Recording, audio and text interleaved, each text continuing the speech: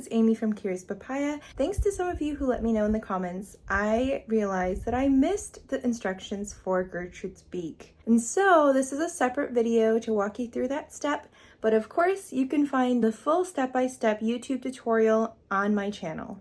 Gertrude here is in her little spa outfit because the last thing I filmed with her was my little spa video on my Instagram page. So I'm going to set her aside over here. And for the beak, we will start off with orange yarn and use the same size hook that we used for the rest of the body. This is a 2.75 millimeter hook. And we're going to start by making a slip knot and chain 5 here. I always like to be a little bit looser with my tension when I am chaining. Okay, and then starting from the second chain from the hook, we will single crochet into the next 4 stitches. So this is the first chain from the hook and this is the second.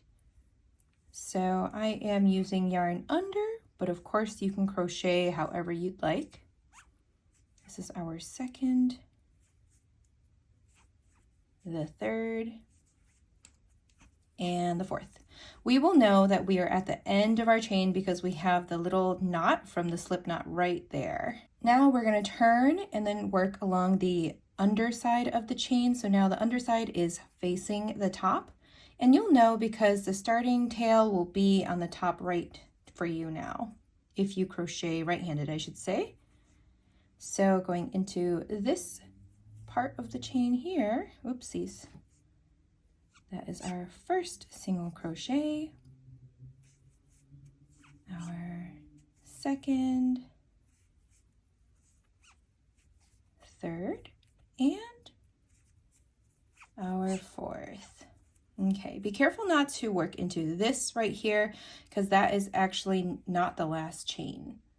Okay, round 2, we're going to single crochet all the way around and just work into that first stitch right there. And this is where your work might want to flip inside out. So I'm just going to push it with my finger to make sure that the right side of the stitches is facing out. That's our first one. That's 1 and 2, 3. Careful, my yarn split there. 4.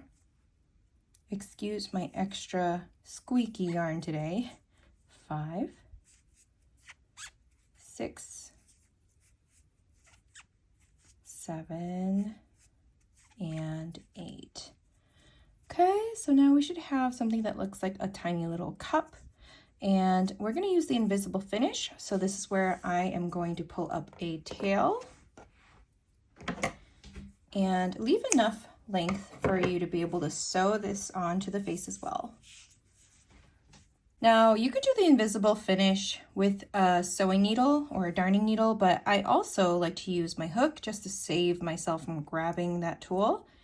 So I have a slower tutorial on my Amigurumi 101 playlist here on my channel, but here I'm just going to do it a little faster. Skip the next stitch, go into this one right here from behind, pull the yarn tail that we left through under those 2 loops.